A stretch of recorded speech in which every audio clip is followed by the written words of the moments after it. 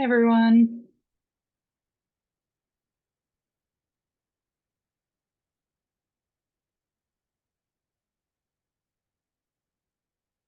All right, welcome all to the Community Advisory Council meeting of the Boston Region MPO Community Advisory Council on September 4th, 2025. My name is Stella Jordan. I am a senior planner at the MPO, and I'm really excited to welcome you all to our first official public meeting today. As folks trickle in over the next few minutes, I think we'll just kick things off with some housekeeping and notices to get us started. So I'll hand it over to my colleague Gia to take us through those. Thank you, Stella. Hello, everybody. My name is Gia, and I'm the Public Engagement Coordinator at the Boston Region MPO. I'll take us through some notices. First, I'll read our Notice of Non-Discrimination. You are invited to participate in our transportation planning process, regardless of your race, color, national origin, including limited English proficiency, religion, creed, gender, ancestry, ethnicity, disability, age, sex, sexual orientation, gender, identity or expression, veteran status or background. You can read the full notice of your rights and protections at www.boston.mpo_NO_NDISCRIMATION. Next, next slide, please. Next, I will read our accessibility statement. This meeting is accessible to people with disabilities. Zoom products are compliant with exceptions with the following standards: Web Content Accessibility Guidelines 2.1 Level AA standards and revised Section 508 standards. If you require any additional accommodations in order to participate fully in this meeting, or if you have any technical difficulties, please contact Stella Jordan and PS staff at sjodan@ctps.org or at 857-702-3675 or via the chat box. Next slide, please. I will read through our guidelines. This meeting is being recorded. All participants will join the meeting with muted microphones. Please rename yourself to include your first name, last name, and affiliation. Participants may mute and unmute themselves. Always remain muted unless actively speaking. And to participate in the discussion, please select the raise hand function. You can find this by clicking the participants button at the bottom of the screen, and a window will pop up with the raise hand button at the bottom, or the reactions button in the toolbar. The facilitator will then call on you. Please raise your hand via Zoom if you would like to use an AI note taker during this meeting. If you are on the phone, you can use the *9 button to raise your hand. Next slide. And with that, I'll hand it back to Stella. Thanks so much, Gia. And that'll be a taste of our housekeeping at the start of every meeting. And this is pretty much the same thing you'll see at the start of MPO board and committee meetings as well. So let us know if you have any questions about any of those guidelines. With that, I will take us through some introductions. So the way that we're going to do this is I will take a roll call for member introductions. This formally kicks off our meetings and it allows staff to track which representatives are attending on behalf of each member entity. So what I'll do is I'll call out the member entity, and then the primary representative will unmute themselves and introduce themselves. If the primary representative is not at the meeting, then the alternate representative will introduce themselves. And just a reminder, I know we've talked a little bit about this in the past, but both primary and alternate designees are always welcome to attend meetings. But there must only be one voting member who is officially representing the member entity in discussions and decisions. And typically, this would default to the primary representative if both designees are in attendance. But the primary representative is welcome to indicate during the roll call that an alternate is in attendance and note which representative will be participating in the vote taking and official business. Hopefully that makes sense, but feel free to ask any questions as we go through this as well, just this being our first time. So I'll just go in alphabetical order of members, starting with the 495 Metro West Partnership. Always great to be first alphabetically when it's a number, not a letter. Good afternoon, everybody. My name is Jason Palich. I am the Executive Director of the 495 Metro West Partnership. I'm also joined by my alternate, Tom Driscoll, who is here to observe today. Great, thanks, Jason. A Better City? Hi, everyone. I'm Amir Wilson from A Better City. I'm our alternate member. Scott Mullen, who's our TDM director, will be joining shortly, but he's not here right now, so I'm just introducing for the both of us. Great, thanks, Amir. Abundant Housing Massachusetts? Hi, this is Jesse Canson Benanav. I'm the executive director at Abundant Housing. I apologize. I'm at a conference and have iffy Wi-Fi, so I apologize if I'm ever choppy during this call. No problem. Thanks for the heads up, Jesse. Bike to the Sea? Hi everyone, I'm Jonah Chiarenza, Executive Director of Bike to the Sea, and I'll be here solo today. Our alternate is Agnes Ricardo, or Pat Bivens, sorry. Thank you, Jonah. City of Chelsea?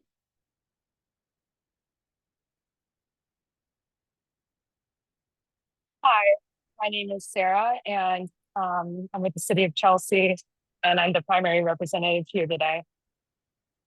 Thank you, Sarah. Codman Square Neighborhood Development Corporation? Hi everyone, Jacinda Espenshade, Environmental Justice Specialist at Codman Square NDC and the primary representative.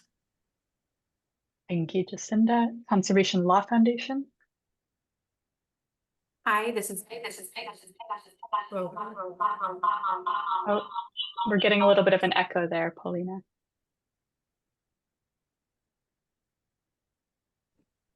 Can you hear me now? Yes. Sorry about that. Yeah, I'm on 2 devices because I have unstable internet. So I am going to try to unmute from my phone instead of my computer, but it's nice to be here. My name is Paulina Muratori. I am with Conservation Law Foundation, and I am our primary representative. Our alternate is Seth Gadbois, who could not be here today, so I am representing Conservation Law Foundation. Thanks. Great. Thanks, Paulina. Livable Streets Alliance? Hi, my name is Maha. I'm the project manager for Transit Bus Streets at Livable Streets, and I'm the primary representative, and the alternative is Jeff, who is not here with us today. Thanks, Maha. Massachusetts Healthy Aging Collaborative?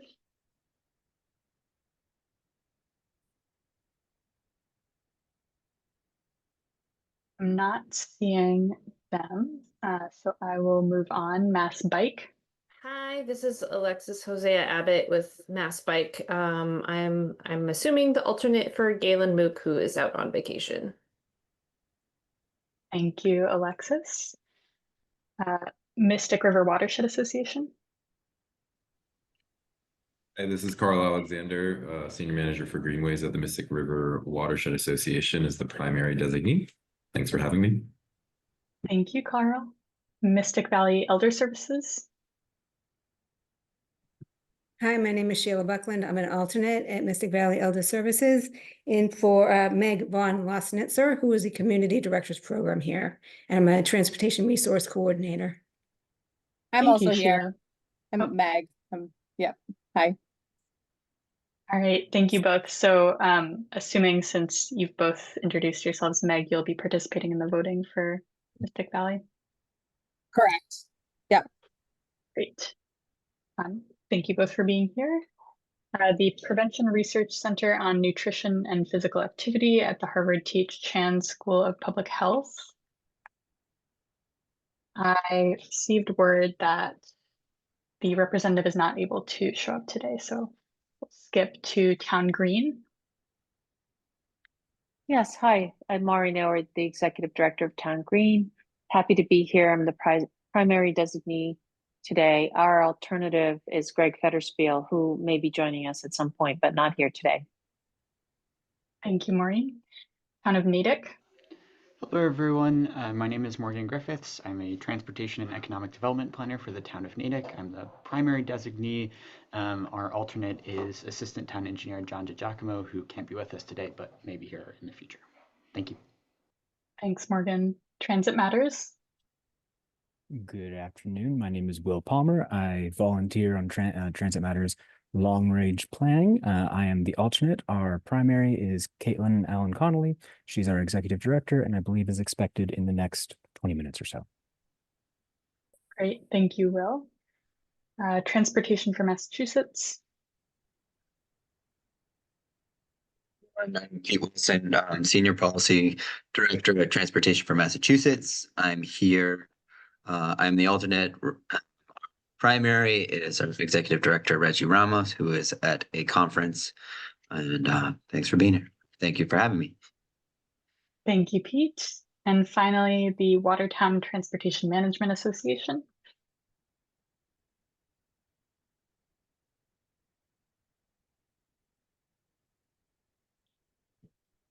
Okay, not seeing a representative. Is there anyone else that I have not recognized joined since we called? Not seeing anyone. Thank you all. So we'll be doing a roll call like that later on in the meeting when we take formal votes as well. So there will be more opportunities for folks to introduce themselves. With that, I also just want to quickly recognize several of my colleagues on MPO staff who have joined the meeting today. We have our Executive Director, Tegan Tyke, as well as several other staff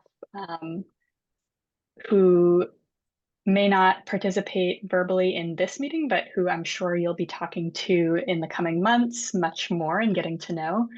I'll quickly run through. We have just in order of who I'm seeing on the attendance, Dave Hong, who's the manager of MPO activities, Erin McGuire, who you'll hear from later in the meeting, Sean Rourke, you'll also hear from later in the meeting, Adriana Jacobson, Annette Dempcher, our Director of Planning and Policy, Carmen Baskoff, Ethan Lapointe, our tip manager, and Megan O'Connor, Olivia Sakosha, Shravanti Gopalan Narayanan, and I believe we may have others coming in and out during the meeting. So I'm sure you'll get many more chances to say hi to MPO staff. But with that, thank you all so much for being here today. I'm going to keep moving us through our initial parts of this meeting. So public comment, this is the designated section of the meeting where we take public comments from non-members of the advisory council. So members of the public or any other attendee at this meeting who is not an official community advisory council member is welcome to raise their hand and make a comment at this point. The Community Advisory Council's discussions, I'll just note, are focused on member input. So while members of the public are always welcome to raise their hand and comment later in the meeting, we will prioritize participation and discussion from official members first. We may then call on members of the public at the end of a discussion, but just to set some expectations there. One member who is unable to attend this meeting actually asked me to raise a question for the group, which is how we typically respond to public comments and whether there should be an official process.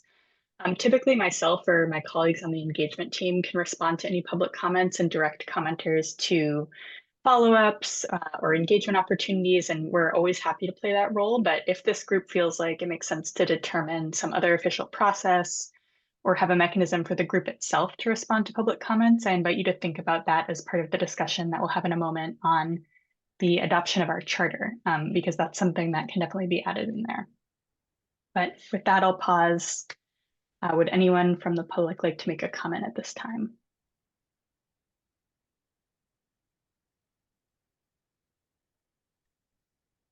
Okay, I'm not seeing any. But again, please feel free to raise your hand throughout the meeting and we'll do our best to call on you. With that, we'll come to our first action item of this meeting. This is the discussion and adoption of the Community Advisory Council Charter. So the draft charter has been posted to the MPO calendar. Hopefully you've all had a chance to review that. And we also went over it at a high level at our onboarding meeting a few weeks ago, but now is really the time to dig in if anyone has elements that they'd like to discuss in more detail. We really want this to be a document that everyone can feel comfortable supporting. So if there are elements you'd suggest modifying or adding in, definitely please feel free to make those suggestions at this time. After our discussion on this today, we'll be asking you to take a vote on the adoption of this charter. And you can always make a motion to adopt the charter pending suggested modifications as well, which staff will then make after this meeting. So with that, I'll open it up to discussion from members. Does anyone have anything that they'd like to bring up about the charter?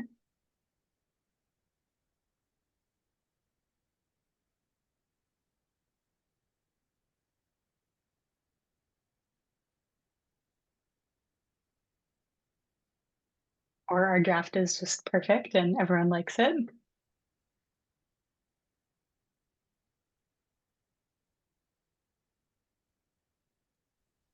I know that the, if I remember correctly, the norms and expectations section at the end is still going to be built out, which I think it's reasonable for us to build it out.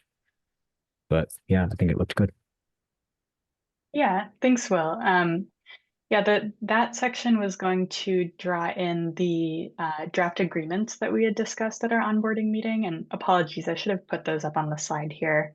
But I can share those out afterwards or just kind of quickly read through them again now, if that would be helpful for folks. Okay, seeing some nods.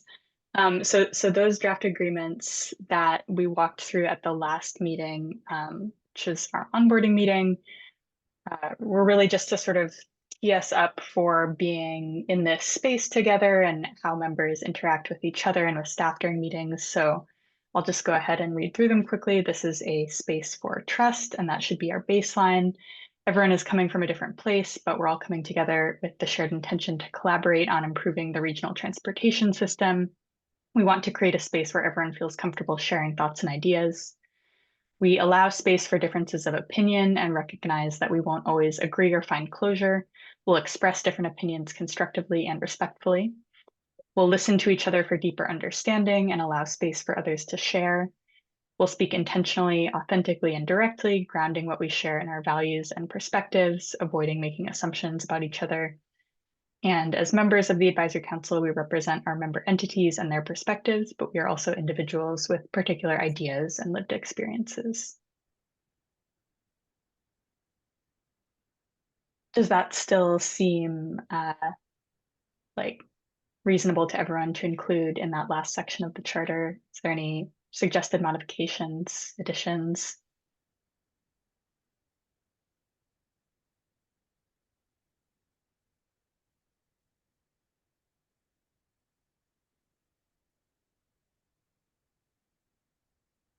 Okay, not seeing anything. So if there aren't any major suggested updates to the charter, I'm going to go ahead and ask folks for a vote to adopt the charter. So the way that we'll do that is this being our first official vote, I'll again sort of walk folks through it.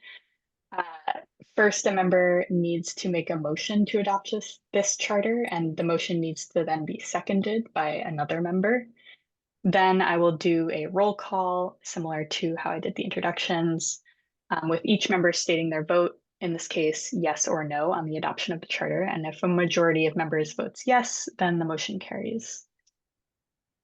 And again, you can make a motion with a suggested addition, but it doesn't seem like anything has really bubbled up in the discussion. So This if is folks, sorry, go ahead. Jason Palich with the 495 Metro West Chamber. I move we adopt the charter as presented. Thank you, Maureen Elward. Jason. I'll second the motion. Maureen Elward. Excellent. Thank you both. So with that motion being made and seconded, I will call the roll. Jason Palich, Aye. Amir Wilson, Aye. Jesse Kansan-Benanav, Aye. Jonah Carenza, Aye. Sarah Hahn, Aye. Jacinda Espenshade, Aye. Alina Muratori, Aye. Maha Aslam, Aye. Alexis Jose Abbott, Aye. Carl Alexander,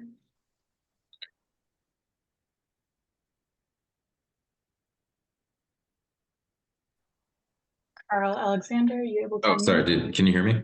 Yes. Aye. Aye. Thank you. Meg von Losnisser, Aye. Maureen Aylward. Aye. Morgan Griffiths, Aye. Will Palmer, Aye. and Pete Wilson. All right, thank you all. That motion carries unanimously. I appreciate the support for this charter. And again, this is like a living document for this group. So if things come up that we feel like we want to discuss at a later date, we can always do that, and we can always open it back up if needed.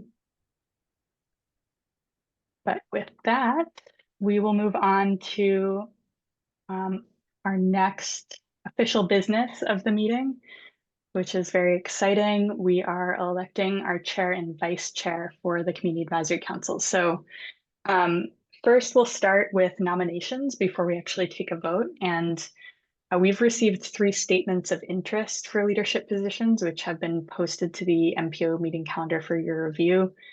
Hopefully you've had a chance to kind of consider those statements. Each interested member has indicated interest in either the chair or the vice chair position.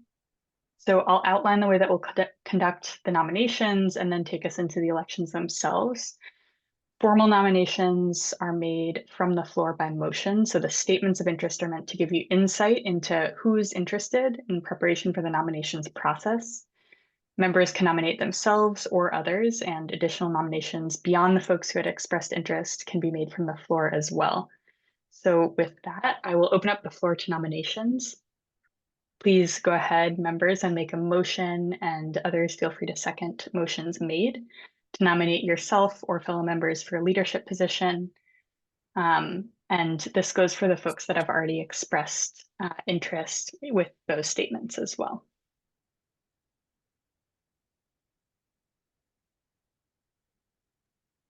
Transit Matters would like to express interest.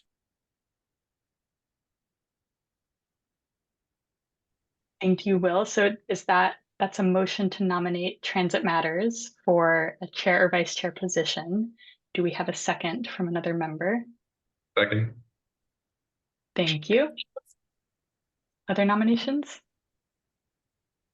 Oh, Mystic River Watershed Association would like to make a motion to submit a nomination. Thank you. Thank you, Carl. Do we have a second?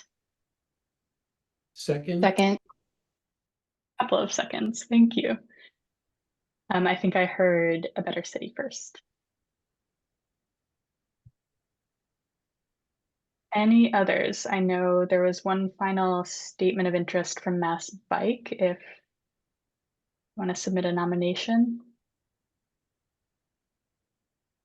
Oh yes, I'm submitting a nomination for Galen Mook as the director position.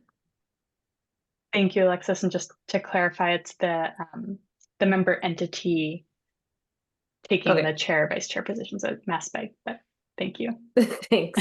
Yeah. Do we have a second for Mass Bike? Second. Wonderful. Any other members want to make a nomination?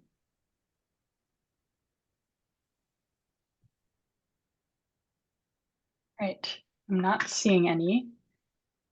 So with those 3 nominees, we have Transit Matters, Mystic River Watershed Association, and Mass Bike. Again, since all 3 have indicated interest in either the chair or the vice chair position, the way that we'll do this is we'll start by taking a vote for chair, and then we'll take a vote for vice chair. So I'll repeat the candidates for each position and then again take a roll call vote. When you're called on, please state the member that you would like to elect for the position in question.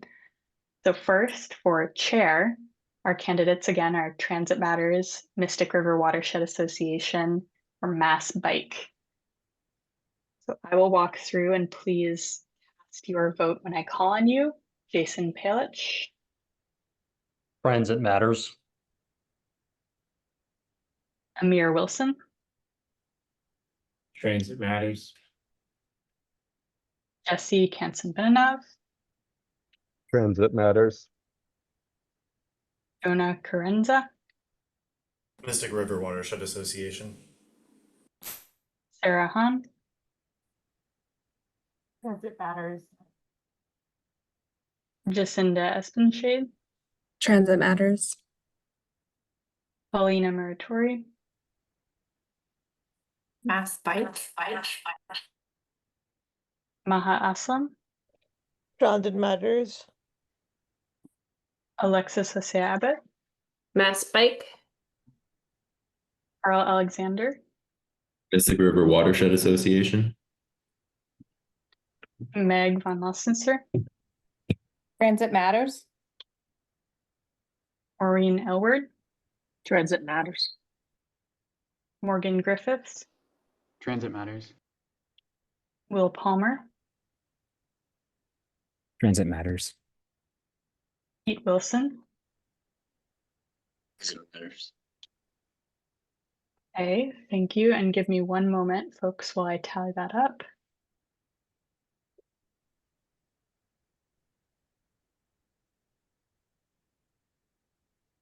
Okay, so we have a majority of votes for Transit Matters for chair. Thank you all. And congratulations to Transit Matters. Next, we'll quickly do the vote for vice chair. So now that Transit Matters has been elected chair, our candidates for vice chair are the Mystic River Watershed Association or Mass Bike. So I'll again go through the roll call and please cast your vote for one of those two candidates for vice chair. Jason Palich, Mystic River. Amir Wilson, Mystic River Watershed Association. Jesse Kansan-Benanav, Mass Bike. Jonah Carenza, Mystic River. Sarah Hahn, Mystic River Watershed Association. Jacinda Espenshade, Mass Bike. Paulina Muratori, Mass Bike. Maha Aslam, Mystic River Watershed. Alexis Hosea Abbott, Mass Bike. Carl Alexander, Mystic River Watershed Association.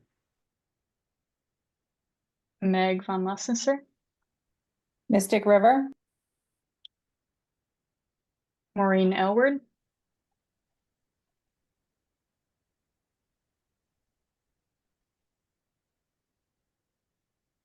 Maureen, are you able to unmute? We can circle back. Morgan Griffiths, Mystic River. Will Palmer, Mystic River.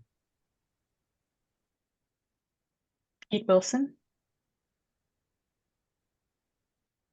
Mass Bike. and I see Maureen in the chat casting a vote for Mass Bike, so acknowledged. Again, give me one moment, folks, while I count these votes up.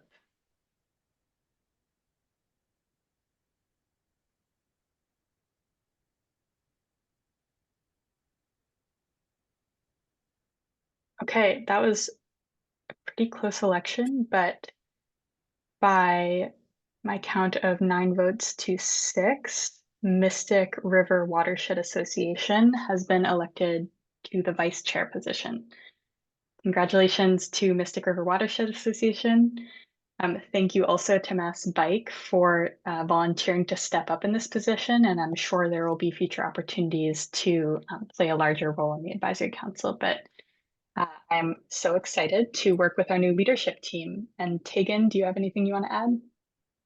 Yeah, I just want to add, just as the executive director of the staff, that how excited I am as well to work both with this group as a whole, but also with the two leadership positions, which in the near term will be spending time also sitting on the full board of the MPO and participating in those processes. So I'm always super happy to sit down with any of you who have any questions about, the way the MPO works, correlation with what you do in your agency, et cetera. And also want to extend a special handout to both the new chair and vice chair representatives.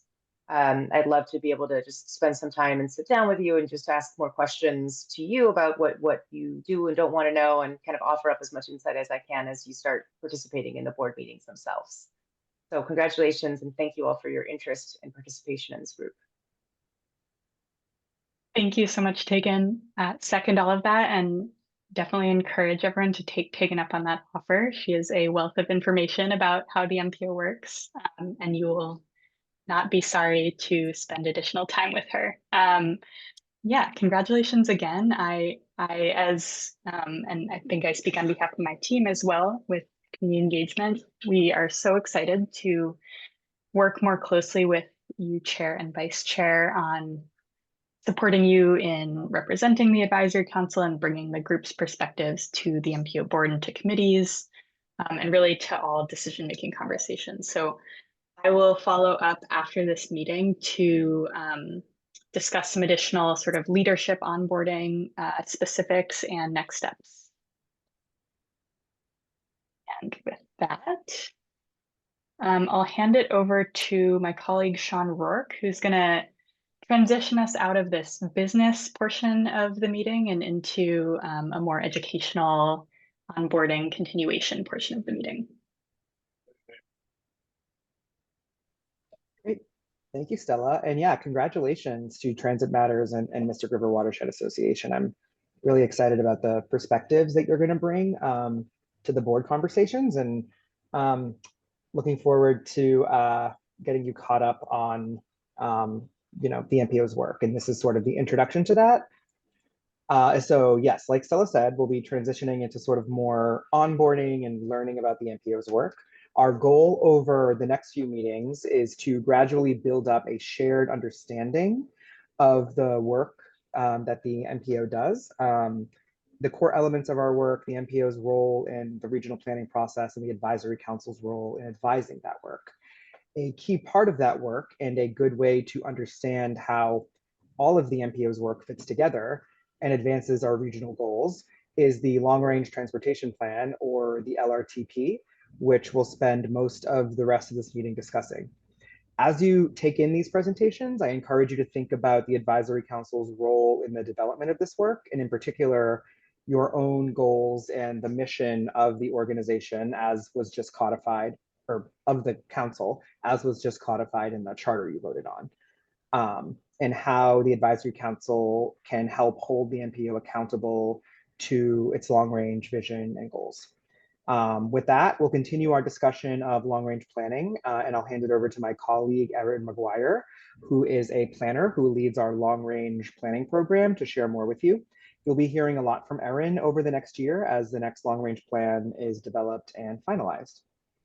All right, take it away, Erin.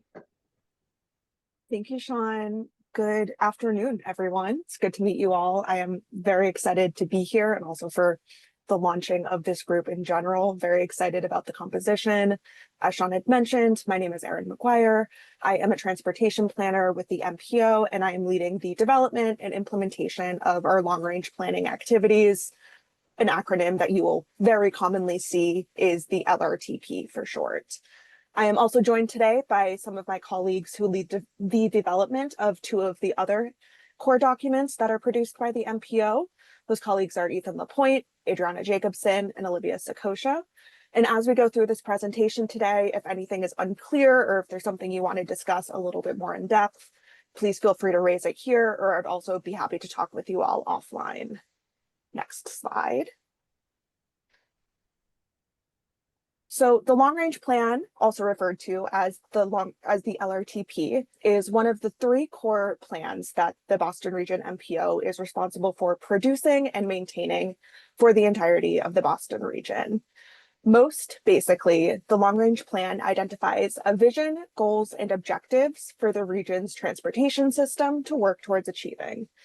It's updated every 4 to 5 years and examines the system looking at least 20 years into the future. Currently, we're looking out to 2050. The vision and goals that are identified in the long range plan are then used as a basis to guide the rest of the agency's work and investments throughout the entire life cycle of the long range plan itself. Next slide, please. The Transportation Improvement Program, also referred to as a TIP, is the MPO's 5-year rolling capital investment plan.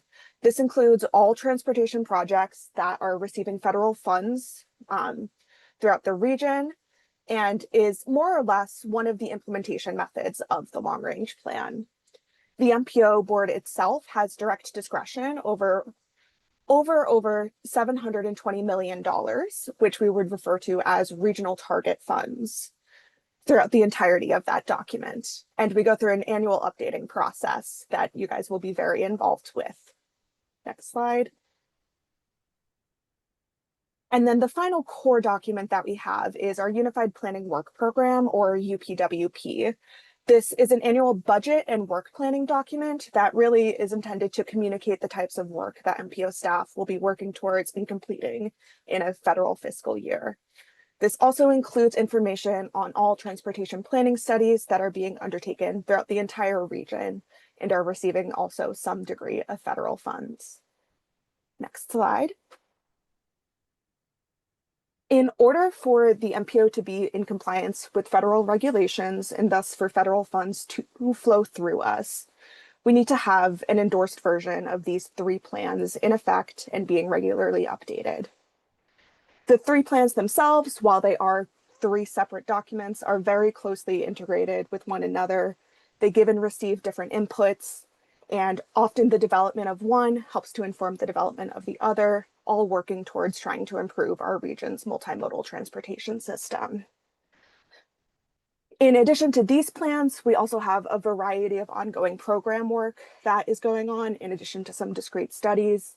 On this slide is called out our performance-based programming and planning program.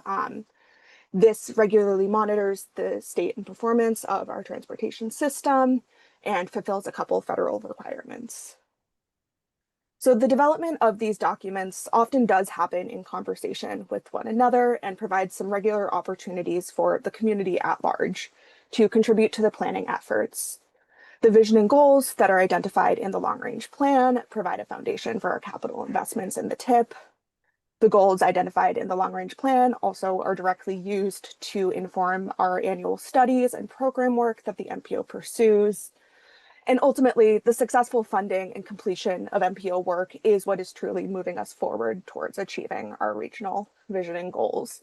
So I just want to take a moment to express the importance and my personal belief in participating in the development of all of these processes. I find a real amount of value comes from these and just the deliberations that we go through. And I am very much looking forward to continuing to return to you all for input as we continue to develop this long-range plan. So that aside, looking back at the long-range plan itself, if we could move on to the next slide. As I had mentioned, the long-range plan is one of 3 core documents, and it is a plan that is looking at the Boston region's multimodal transportation system and looking at it in the context of a future at least 20 years into the future. The plan itself is largely dictated by federal regulations, but there are many different aspects of the plan. Some core ones that you can expect to come across these meetings would be establishing a vision for the region's multimodal transportation system, setting goals and objectives to measure progress towards the vision, considering and coordinating local and statewide planning efforts. And finally, a really important facet of the long-range plan development is having ongoing public engagement efforts and really trying to make sure that the decision-making process that we go through is guided by the public. Next slide, please. The MPO endorsed its current long-range plan, which we call Destination 2050, in July of 2023. We are currently planning for an update to that document to be endorsed in July of 2027, so that's about 2 years from now. We are about halfway through the update of this document using Destination 2050 as the baseline. So that is a very good item to familiarize yourselves with. I can share a link in the chat after I am done talking. So in Destination 2050, alongside that, we had also released a story map that included a needs assessment, which was essentially documenting the entire, it was taking a look at the state of the region's transportation system, assessing where we could identify additional needs to be addressed through our vision and goals. We also have a vision that is established in Destination 2050. That vision is then used to identify 6 separate goal areas, which are then further broken down into objectives and goal statements to outline the types of work and outcomes that the MPO is looking to pursue. And then finally, the vision also informs our investment programs, which are the foundation of the TIP. Next slide, please.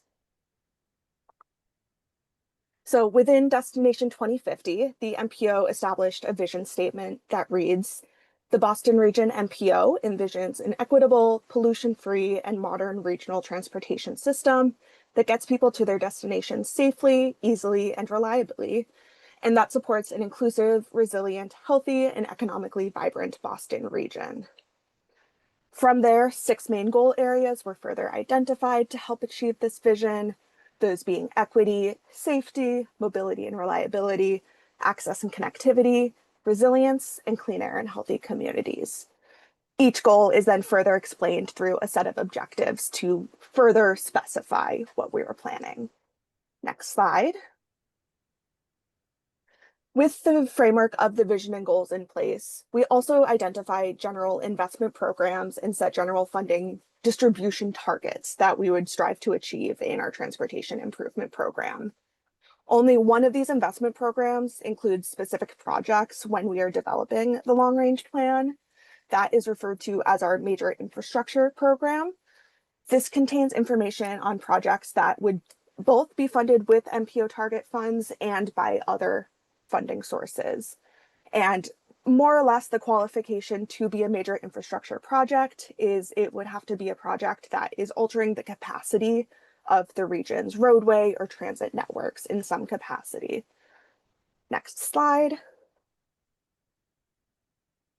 After the major infrastructure projects, we also have a handful of other investment programs that are targeting a very specific type of project or outcome. These really do make up the bulk of our transportation improvement program. So these programs include bicycle network and pedestrian connections, complete streets, intersection improvements, and transit transformation. Next slide.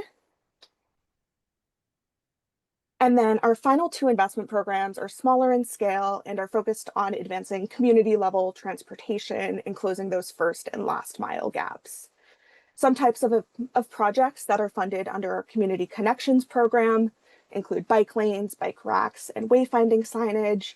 And then our newest investment program, which is called Bike Share Support, was established to support the different financial needs of the expanding bike share system in our region, which includes upgrading and replacing existing docking stations. Next slide. And before wrapping up my presentation today, I did want to give you all a very high-level overview of what you can expect for the MPO's next long-range plan. We are in the process of updating Destination 2050, using that as a foundation for our next long-range plan. The first step of this update really did involve going through much of the feedback that we received from the development of Destination 2050, re-examining what the best practices are for long-range planning and these types of conversations, and then also gathering some foundational information to carry us forward. The next stage of development, which is essentially starting now, we will be digging into different ways that the MPO could help to support communicating accountability in our planning processes. So what types of work are we planning on doing in the future? How do our investments line up with what we would actually like to do? And also just figuring out better strategies to communicate these different investment programs, and also identifying some performance measures that could perhaps help to track our progress towards different goals. And finally, The real formal long-range plan development process is going to be wrapped up starting probably in May of 2027 by bringing the document to our MPO board, including you all, for review, releasing it for a 30-day public comment period. But I also would like to take one more moment to express the importance of ongoing public engagement throughout this process and encourage as much involvement as possible prior to the public comment period. And then next slide, please. And now, as an advisory council, you guys do have an important role to play in the development of this plan. We will be coming back to you pretty regularly for feedback and advice on different elements of the plan. Some different topics that will be coming to you for input on would be help determining different strategies and metrics that we could attach to our goal areas, discussing the pros and cons of these strategies and how they relate to our investments, our public engagement strategies, the studies we pursue, and the technical support we offer to municipalities. And then also looking through the different investments that we want to make through our TIP and examining what the pros and cons are of funding one program over the other. So we have a lot of different topics to cover in the coming years. And again, I'm very much looking forward to what we will unravel here. And again, thank you. Happy to answer any questions or again, talk offline. Thank you, Erin. We can pause briefly for any questions on this content, and then we'll move into a brief interactive activity just to break up our meeting a little bit and get you all thinking a little bit more about how this type of planning fits into the larger transportation ecosystem. But with that, I see Will's hand up. Hi, thank you. A quick question. So the 3 steps that were shown in the timeline, the 3 stages, is that all done in-house by the MPO, or is there going to be like another firm that there's an RFP for? What does that process look like? Yeah, so that will all be done in-house at the MPO. I will be the person sort of leading this development. So I hope you all get very familiar with my face in the coming years. Awesome, thank you. Alina? Thank you so much for this overview. And I'm newer to MPO world, so apologies if this is a really basic question, but I'm curious thinking about the major infrastructure program and the core investments program. I think my question is, I understand that the bulk of the TIP is made up of the core investment programs bucket. And then I guess my question is, when the MPO is kind of thinking about the long range plan and the existing long range plan, is there a way to like cumulatively measure the impact of all the core investment programs in such a way that it then looks like elements of a major infrastructure change? Like, I don't know if that makes sense, but if there aren't as many major infrastructure projects, just trying to think through, I'm trying to understand like how can we think about the core investment programs and how lots of those little projects make up a longer, bigger change, and like ways of measuring that, if that makes sense. That absolutely makes sense. I saw Ethan turn on his camera. He is running our TIP program, and I feel like he is the perfect person to answer this. Yeah, hi everybody. Ethan Lapointe. I work as the manager for the Transportation Improvement Program on MPO's staff. Technically a senior planner on staff. I'm also usually joined by my colleague Adriana Jacobson, who's here in the meeting today, who's one of our other planners on the TIP. So to answer this question, when it comes to the core investment program projects and also the major ones, we do also have our performance-based planning program, which the MPO utilizes more to look at, I would say, concrete metrics that we already have available to us. So, for example, number of safety crash clusters that all of our projects across the TIP are hitting. To your point, Polina, I do think that one of the ways that program has been evolving over the years is in better aligning the things that we measure through the performance-based planning program, and therefore all of our projects, with the MPO's region and goals set by the LRTP. This is to say, right now, that program has measures that are included, but we're not covering everything. For example, we recently added a resilience category with the last LRTP. We don't have any measures that track that yet, but there are definitely measures we could consider tracking going forward. I hope that kind of gets to it. It's a tricky question to answer.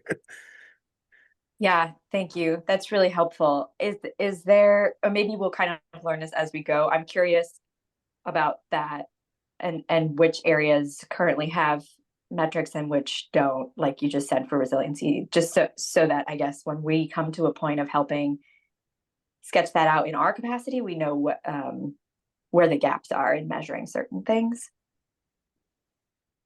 Yeah, I think that raises a really excellent point. And I think just for the sake of time today, I would say let's defer the conversation about performance measures to a future meeting. We were actually planning to dig into this further anyway as part of like a continuation of this LRTP discussion. And I think what you raised really gets at like an initial key piece of advice or input that we'd want to kind of prompt from this group as well about what we're measuring, what we could be measuring, how we can better align that with the work that we're doing and the projects that we're funding. So I think this is a really great way to tee up that conversation in our next meeting or in the meeting after.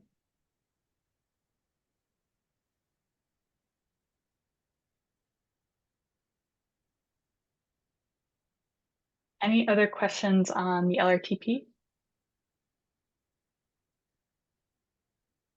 Okay, I'm sure there will be because it is a ton of content, but rest assured you are in good hands with Aaron and other colleagues on staff. We'll continue to just walk you through all of these details and make more room for discussion and Q&A as we go forward as well. But with that, I want to transition us into an activity that gets at a lot of what Aaron was talking about with the way that we develop the LRTP and the way that we're thinking about setting a vision and goals and responding to some of the forces in our region and connecting that to local impacts. So Gia, I will hand it over to you to set us up with a new screen share. That's good.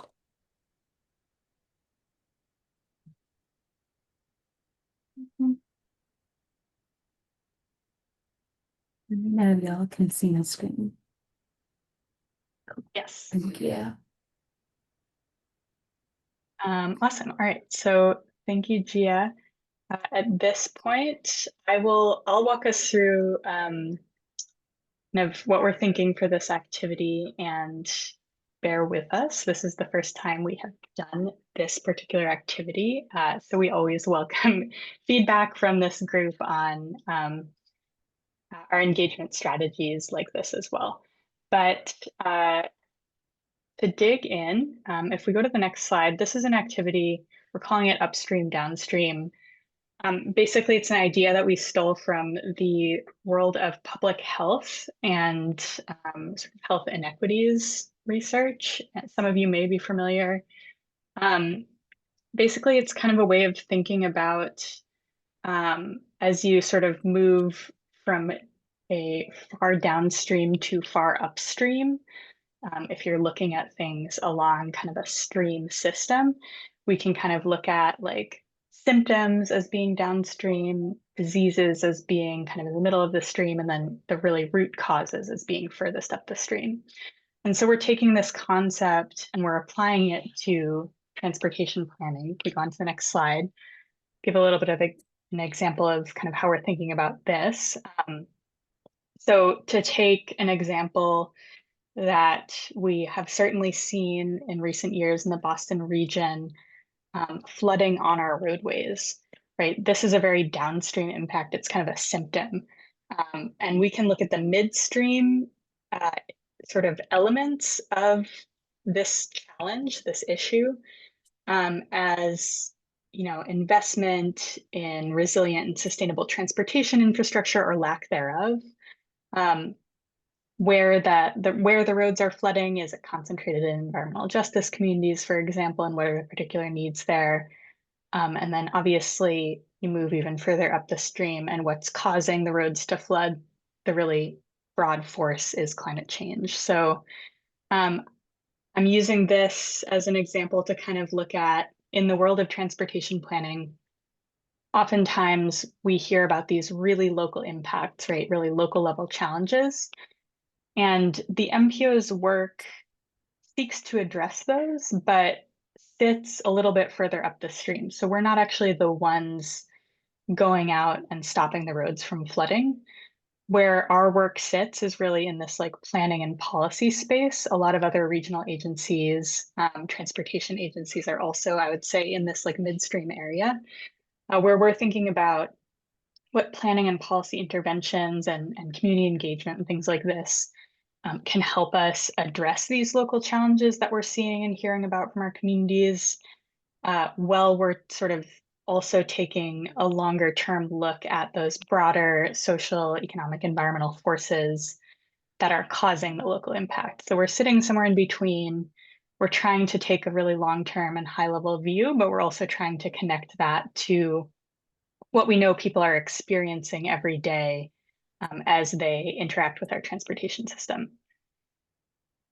So hopefully that makes sense, like as a framework for thinking about this. And I think especially with the LRTP, we really want to emphasize the role of the LRTP in kind of responding to, thinking about how to respond to those high level upstream forces in the longer term, through thinking about what types of things we need to be prioritizing, where we need to be focusing our infrastructure investments, et cetera, to then really deal with these local forces, these local impacts and challenges.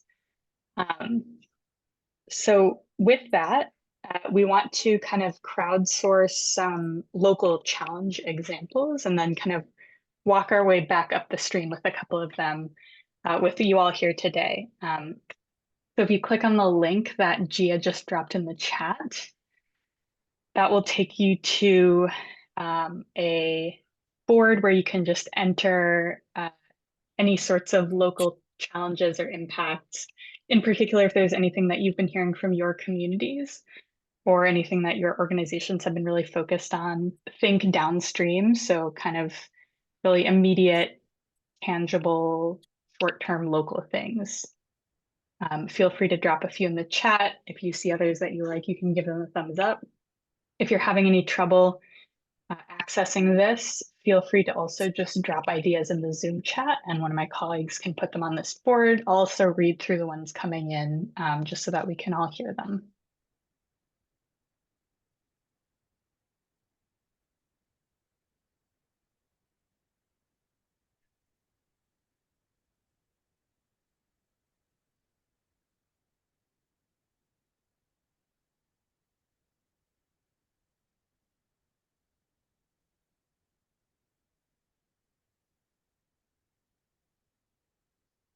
Okay, so we got people coming in.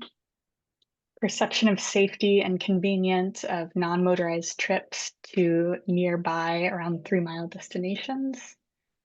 Congestion, roadway safety, and air pollution in Sullivan Square and along the Route 99 corridor in Everett and Charlestown. Many residents are far from rapid transit stations. Access to transportation, cost of transportation, bike safety infrastructure, best priority. Several great ones. Not enough sidewalks. Conflicts between pedestrians and motorized bike users due to a lack of roadway space for different types of mobility. Driver distraction and speeding behavior. A local to Cape Ann, flooding on evacuation routes during king tides and storm surge events, local transportation during emergencies, not enough public transportation for seniors in the smaller towns. Car dependency, despite being on a commuter rail line, congestion and pollution, limited transit options, historically car-dependent region, no MBTA bus or subway, commuter rail and RTS only, frequency of service, work centers are difficult to reach from public transit and last mile, noise and air pollution caused by Route 1 and 93, unsafe biker behaviors, unsafe driver behaviors, bus bunching and unreliability. I see a lot of safety, reliability, connectivity. These are all, fortunately, things that we are trying to address through our LRTP already, through the goal areas that Erin mentioned, but these are all really great examples of how that sort of plays out at the local level and some of the impacts that we're trying to address. As these are coming in, and please feel free to keep adding them, this is a great list. I think maybe we can start by just picking one to walk ourselves back up the stream with. So maybe scrolling up a little bit, I just see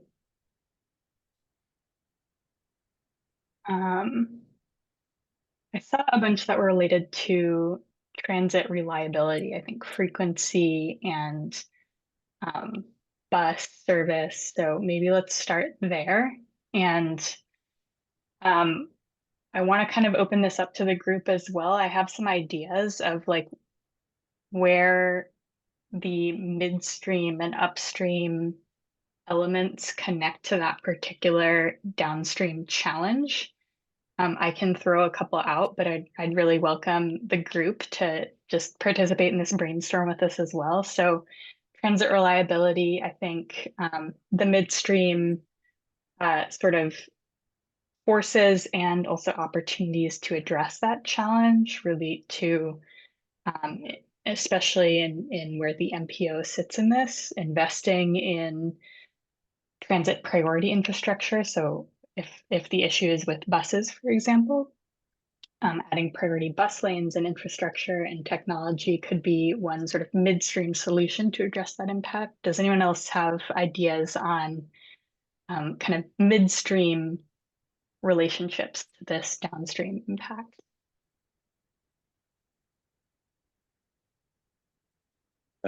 Maybe just highlighting like bus network redesign work that the MBTA has been doing. Yeah, absolutely. I think that's a really good one.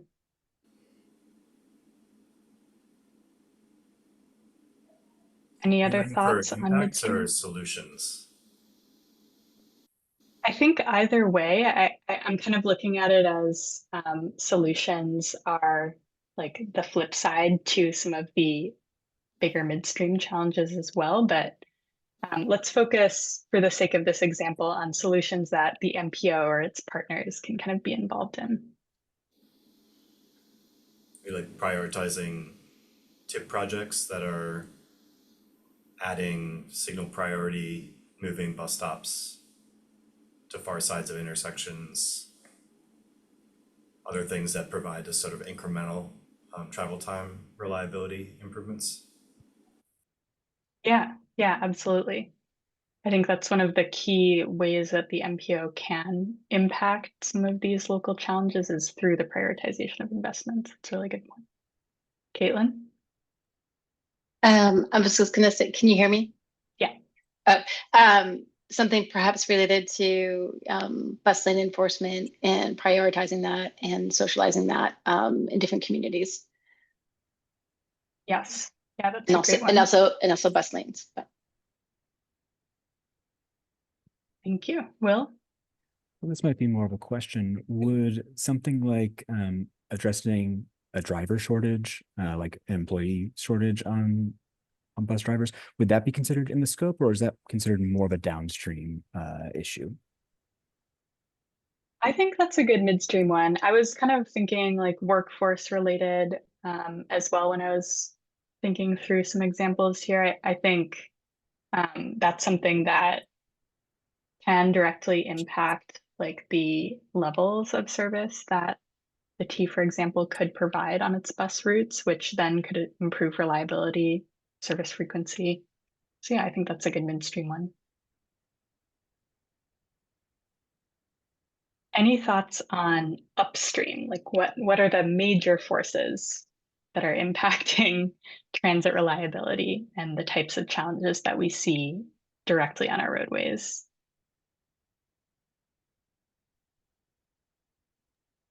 I think an example you could talk about is, car traffic and the fact that any buses have to share a right of way with this other kind of a flow of traffic. Yeah. So I think even like kind of roadway design, if you want to take like a higher view of that too.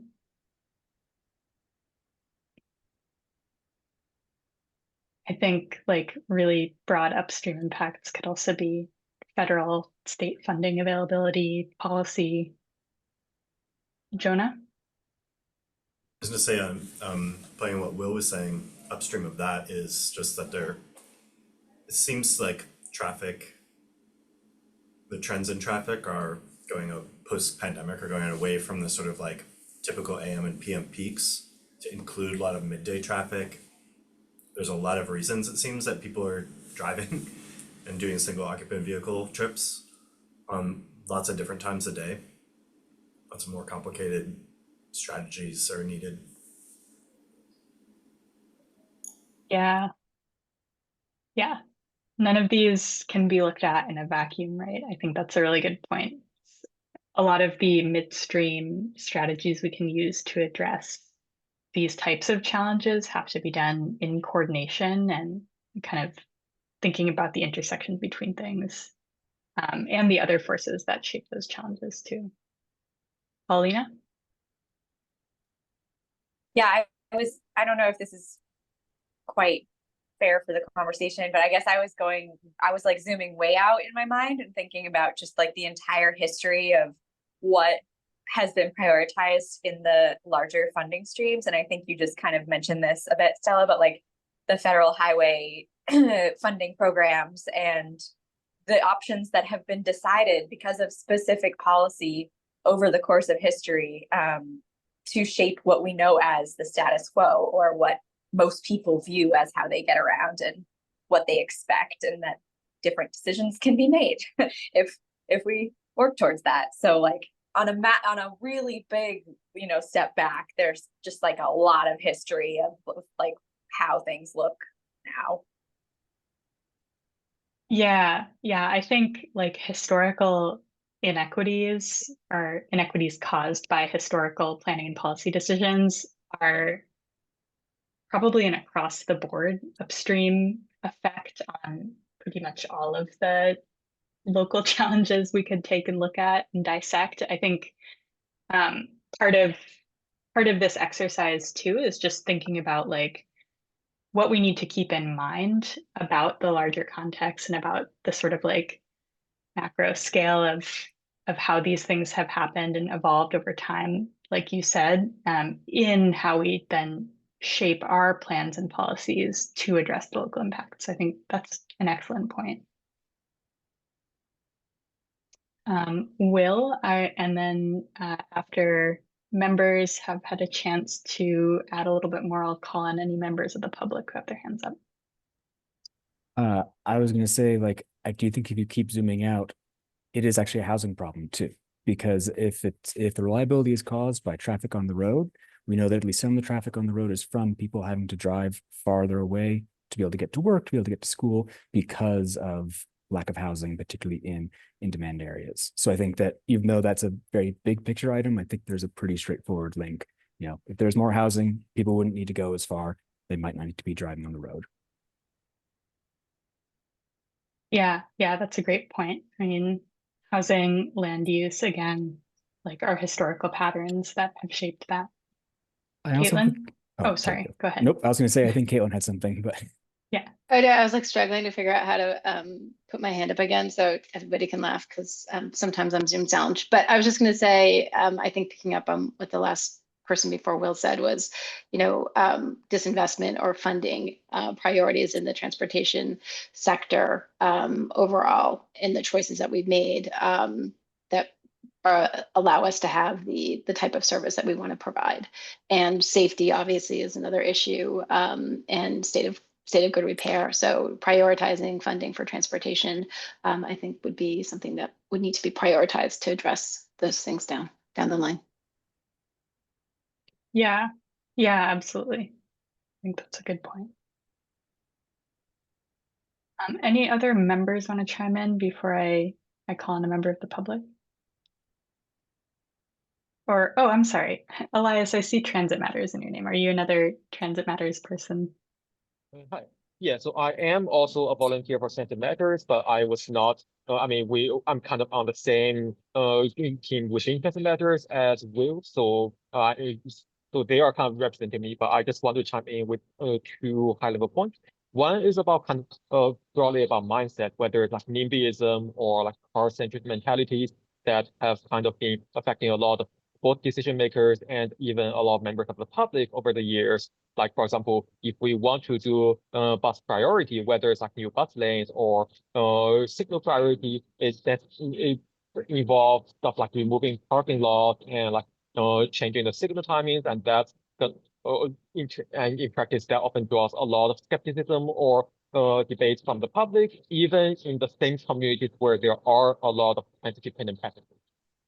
And a second high-level point that I want to raise is kind of inadequate supply of rapid transit. I mean, the transit service overall, and that's not just limited to buses. Like, for example, if we do have a more extensive rapid transit network or a better, more functioning commuter rail network, then that would kind of also naturally alleviate some of the load bearing on buses, as well as freeing up a lot of resources on the bus from the bus network, so that those buses and drivers can then be redirected to places that are not having adequate bus service today, or that in some cases, people who are kind of relying on buses today can enjoy better service in terms of like rapid transit or regional rail in the future. Yeah, thank you for adding that. Those are great points.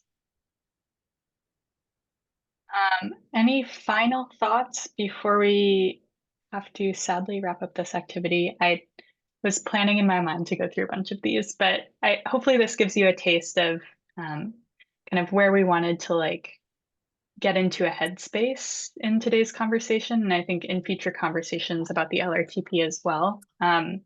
Really thinking about how your role as now an advisory body to the MPO can help us as planners and policymakers and decision makers in the regional transportation planning space really connect some of these high level forces and upstream impacts that we've been talking about to our work, and bring that perspective when we think about the decisions that we can make and the levers and mechanisms that we have to address local impacts. And I think a lot of these are cross-cutting across a lot of the areas that were put in this brainstorm. So thank you all for walking through that with us. All right, amazing. Thank you all again for indulging us in a little sidetrack activity here. Hopefully folks enjoyed a respite from a series of presentations, which we will get back into now. Just reshare my screen. And I'm gonna pass it back to Sean for our last segment of the meeting today, which is again, talking just a little bit more about the Transportation Improvement Program and the UPWP, the Unified Planning Work Program, how they connect to the LRTP. And of course, we'll be talking a lot more about all of these things in future meetings, but just to continue with the overview, over to you, Sean. Thanks, Stella. Hello again, everyone. Can we move on to the first slide of this section? So one of the key ways that the LRTP is implemented, which Erin mentioned, is through the Transportation Improvement Program, or the TIP. We're going to be like really hammering home these acronyms and like repeating them over and over again because there's a lot of information to go through. So that's like, I know you've already heard the TIP, but I just want to repeat like what it stands for. So the TIP is the MPO's rolling 5-year capital plan, which is updated annually. That means that in a given 5-year TIP cycle, it captures a set of projects that will be constructed over the next 5 years. Each 5-year cycle of the TIP programs about $10 billion throughout the region. And of this, approximately $750 million of this funding over a 5-year period is allocated to projects selected by the Boston Region MPO. So over the life cycle of a long-range plan, that amounts to $3 billion or more of MPO directed funding for projects. So you can see how, you know, on an annual basis and then a 5-year basis and then a 20-year horizon, this funding that the MPO has discretion over how to allocate can have a huge impact on the region and on the development and improvement of the transportation system. Our current TIP, which spans from 2026 to 2030, includes 58 projects throughout the region that the MPO has prioritized with this funding. Next slide, please. The TIP includes all projects receiving federal funding that are prioritized by our partner agencies as well at MassDOT, the MBTA, and the regional transit authorities in the region. The MPO itself has oversight over the allocation of some of these funds, as I just said, and we call those regional target funds. So the TIP includes the MPO's prioritized projects, but then also all of the federally funded investments in the Boston region during this 5-year cycle. The MPO board, which the advisory council, excuse me, has a seat on, is ultimately responsible for directing the programming of the regional target funds to specific regionally prioritized projects. And the way that is done is there's a set of criteria and a scoring process for these projects that staff goes through, which then become information that the board uses to select project scenarios. So this pie chart basically shows the totality of the projects in the TIP, and you can see that the MPO's regional target funding is a relatively small amount of that, but it is where the bulk of the deliberation and discussion at the board level and the staff's focus is on. And then, you know, it's a small piece of the pie, but like it's billions of dollars over the course of a long range plan. So it really does add up to have significant impacts. Okay, next slide, please. This is another way to illustrate how like the regional and state plans fit together. The bottom line is that all the plans are interconnected, but the TIP captures federal investments at the regional scale. And the primary objective of the TIP is to elevate locally and regionally significant projects and advance local priorities, ensuring that they're rolled into the broader regional and statewide plans and effectively advanced. Next slide, please. TIP projects mostly come from municipalities, but proponents can be any government agency. Staff solicits project applications in the fall, evaluates them over the winter in preparation for board deliberation in the spring. We'll continue to dive into the TIP development process in the coming months in preparation for the advisory council to start engaging with the project evaluation and selection process starting early in the next calendar year. Next slide, please. One of the things we'll continue to talk about and that will come up in discussions of the TIP at the board and in the TIP committee is project readiness. This is the extent to which projects are ready to be constructed and actually start construction in a given year that they're programmed for. In recent years, there have been more projects than the MPO has had funding available, and project cost increases and delays have limited the MPO's ability to support projects across the TIP. This is the biggest challenge that the MPO faces currently in TIP development. And the MPO and the TIP committee have been working to address this, and some strategies have been identified, which we'll get into at future meetings of the advisory council, in which the advisory council will be part of those discussions going forward. Next slide, please.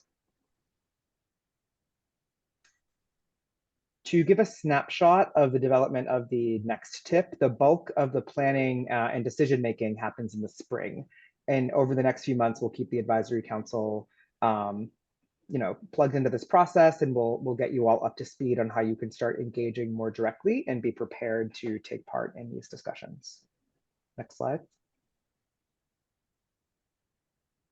And so in terms of the advisory council's role, we'll be looking to you to weigh in on decisions that the MPO makes about how projects are evaluated and selected.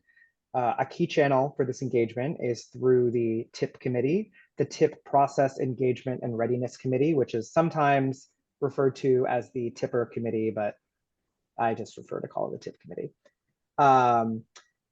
And so it's a standing committee of the MPO board, again, which the Advisory Council has a seat on, all of the standing committees.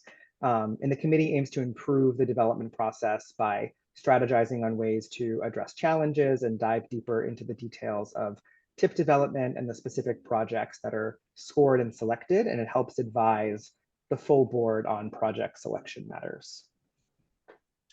Next slide. Okay, that was a lot of information. And it's not even all of it. That was like an overview. So it's not going to be the only opportunity we have to talk about the TIP and its connection to the long range plan. But I just wanted to pause for questions, especially while we have our Transportation Improvement Program Manager here for maybe like another 90 seconds, who will be able to answer questions. Caitlin.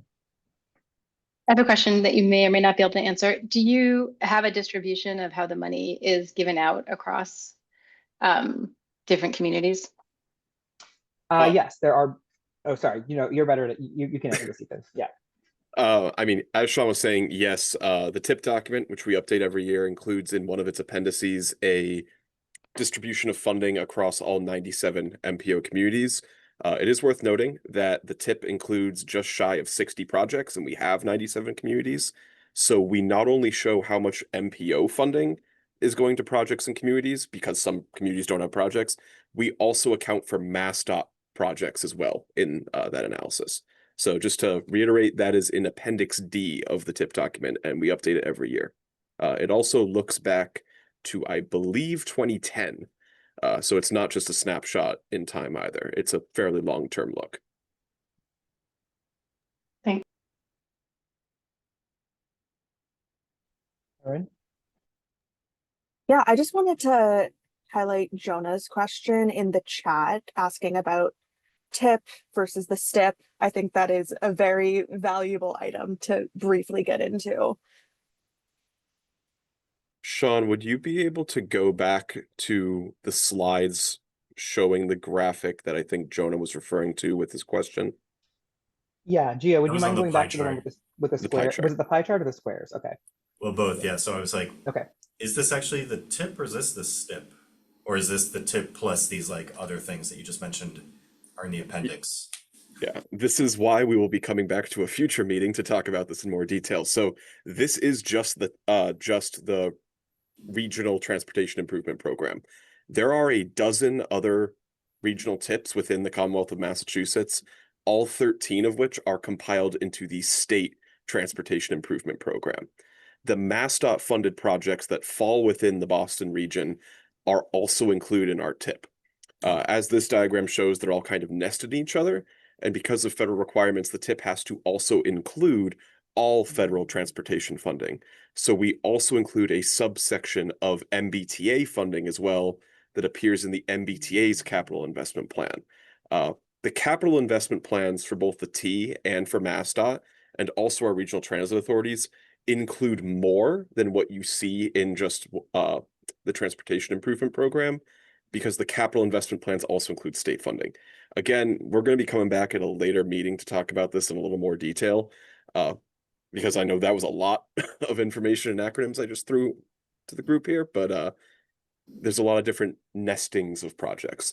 The key point, though, just that I'll get across is that when the MPO board is approving the TIP, it is approving all $10.3 billion of funding included therein. So there's $750 million of MPO funding, but then it's also including the MBTA federal funding, the statewide highway funding within our region, et cetera. There was also a question I'll just note that was asked in chat by Will about the core capacity funding. That's also something that the MBTA could potentially speak to at a later meeting. But federal guidance also sometimes requires that discretionary grants that transit agencies have not yet received but are trying to receive be listed in the TIP beforehand.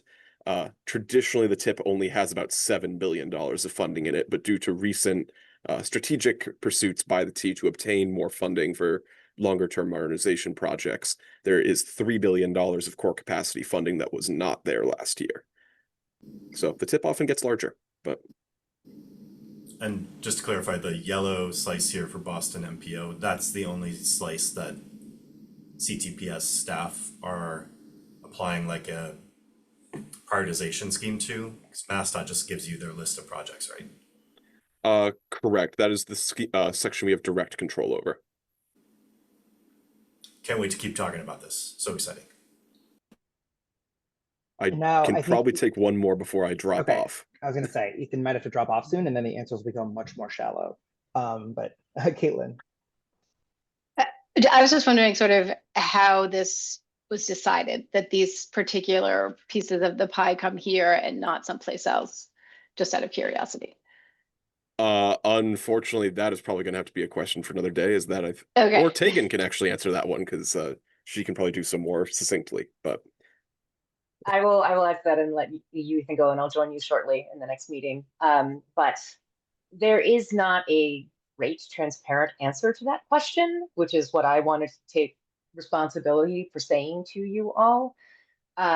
The way that the federal regulations work, there are stipulations around how federal funding is supposed to be allocated to agencies and sub-allocated to MPOs, and it's quite complex. And some of those regulations can be open to interpretation. And I've been very involved in the National Association for MPOs for the last 4 years. And we find that it's done in different ways across the country.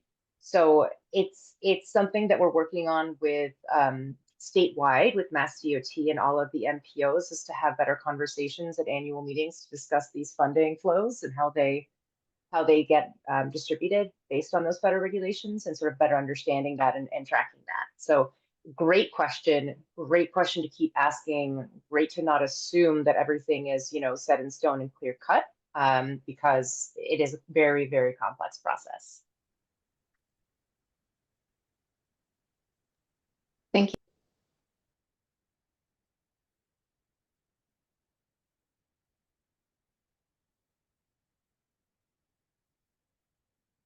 I forgot I'm still facilitating. Paulina. Thanks.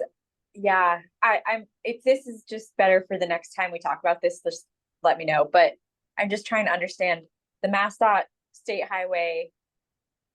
Yeah, the MassDOT portion of this, for example, do all the other MPOs in the state,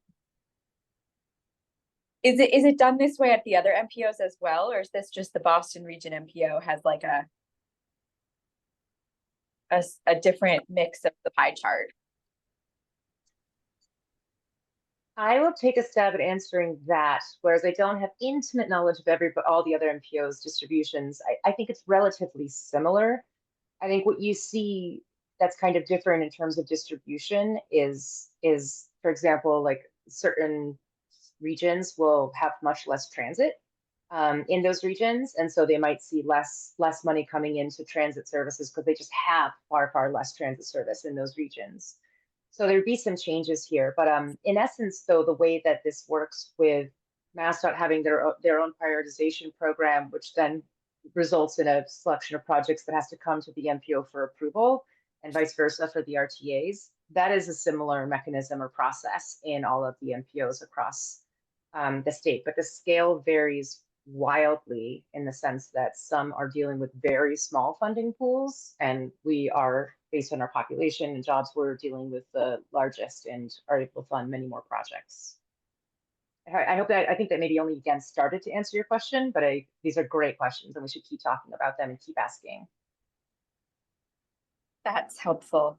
Just maybe this is really obvious, but just so the MassDOT stuff here are just MassDOT projects that fall within the Boston MPO region. Essentially, yes, and the ones that are federally funded. So there are other projects that might happen in the Boston region, but that are fully state or otherwise funded that may not show up in this graph as well. Great. Thank you, Tegan. In the interest of time, I'm going to move us on to the next couple slides, just so we don't go too far over our stated, expected, estimated time allotment. So I'm gonna speak briefly about the Unified Planning Work Program, or the UPWP. It's another key way that the vision and goals established in the LRTP are implemented. And this is our annual work plan, and it's essentially an overarching planning document that describes the work that the MPO will complete in a given year, and it's updated annually. Since nearly all of the MPO's work is federally funded, the UPWP is one of the ways we demonstrate how we're using our federal dollars to all different types of stakeholders, including our federal partners. Next slide, please. So the LRTP and TIP, along with the UPWP, make up the core required plans that the MPO produces, which are sometimes called certification documents because we need to produce them in order to remain certified as an MPO by the federal government. The UPWP describes all of the MPO's programmatic work, including public engagement, active transportation, multimodal mobility, and much more. It also documents technical assistance work, and a few discrete studies that we complete every year. Next slide, please. UPWP is developed during the late winter and early spring, and the board also convenes a UPWP committee to help direct the development, which the advisory council has representation on. In addition to participating in the committee, we'll also be talking more with the advisory council about the many different areas of the MPO's work that the UPWP covers. Discussion of the UPWP is essentially a discussion of the ways in which the MPO is prioritizing its program work and allocating resources to meet the long-range goals of the region. Next slide. In lieu of questions, since people are having to drop off, first, like Stella, is it okay if we skip to member items for a second and then we can go back to UPWP questions if there are any? Yes, and my apologies. I just wanted to offer some time. This is a section that we'll have on every agenda, just a chance for any members to share updates or topics of interest you may have, events, data, whatever you want to share. I meant to call on our newly elected chair and vice chair after the elections and forgot to do so. So I wanted to just make space now if you both want to say a few words to the group. And I know folks have had to drop off, so apologies for going over time and leaving this at the end. But Caitlin, for Transit Matters, do you have anything you want to share? Yeah, sure. I mean, we just want to thank the Advisory Council for trusting Transit Matters with this role, and we really are excited and look forward to working with the MPO staff, the board, and the Mystic River Watershed Association to be effective advocates. And we hope we represent the council on the MPO board as well as possible. And obviously, we look forward to working with everyone in this group. And just thank you very much. We're excited to be part of the team. Thank you, Caitlin. And Carl, on behalf of Mystic River Watershed, do you have anything you'd like to say?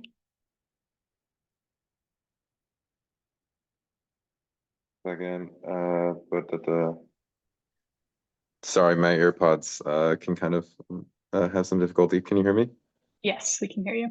Okay, great. Just to reiterate what Caitlin said too, just gratitude and for the MPO staff and board for all your work. We really look forward to collaborating with everyone, and I know many of you and have the great pleasure of collaborating with many of you already, but look forward to prospect of doing so with more of you in the future. So please don't hesitate to be a stranger. Looking forward to collaborating, and thanks again. Thank you, Carl. And thank you both. Apologies again for not providing that space earlier on, but really excited to work with you both. Are there, I guess, maybe in the interest of time, since we're already several minutes over, if there are any questions about the UPWP and folks want to stay on and ask them, that's fine. Or you can always feel free to follow up with us offline on email. And we'll certainly have more meetings and more time to have Q&A and discussion of all of these different pieces. So maybe I will just leave it there for now and ask if there are any other member items, anything else pressing that folks want to share before we adjourn.